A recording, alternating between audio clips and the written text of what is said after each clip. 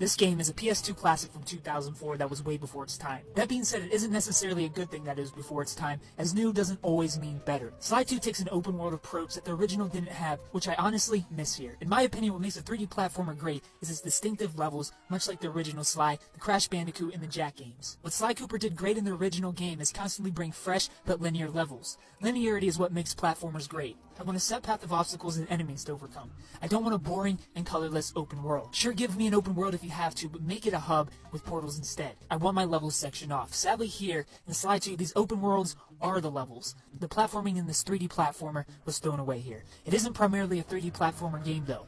This is also a stealth game, an aspect I was also pretty disappointed with. Stealth isn't an excuse to drop the linearity, as the original Sly did a great job mixing the platforming and stealth in linear levels. But I still can't help but smile when I take a trip back in time and see the influence older games had on some of my now favorites. I couldn't help but to think of Assassin's Creed, as I was pickpocketing, tailing targets while remaining undetected, getting stealth kills, and walking on the rooftops in light cables. This is still a great game though. Before you do a heist, Bentley gives a layout of what you're going to do and why you're going to do it. All three characters are playable with their own character-specific missions. Sly Cooper for the thieving and sneaking, Bentley for the puzzles, and Murray for the heavy lifting. Each character is limited based on specialty, making them all actually feel different and useful, but at the same time that limited skill set makes playing as the other two characters feel like a burden. And as far as modern day expectations go, this game feels all too repetitive. It's constantly take pictures, steal this, pickpocket, do a shooter minigame. Even changing between the three characters is nothing but add annoyances to the slower paced travel to do the same thing you just did as Sly, but this time you have sleep darts and can't climb things. I looked back at reviews for this game and can't really grasp the praise. I felt as if I was forcing my way through. I loved the first half of episode 1, but after that,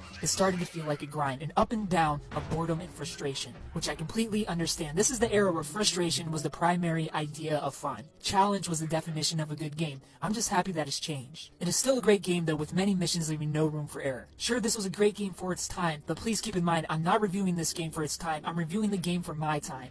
For the now. At its release, I can't argue it's lower in mid-9s out of 10, as 3D platforming standards weren't set as high as they are now. But today, it falls a bit short of that greatness, especially now that I know how great a 3D platformer can be.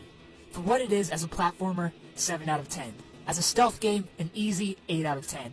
But overall, 7.5 out of 10. This game is still worth your time though, if not for the nostalgia of platforming or sneaking, at least the story is still great.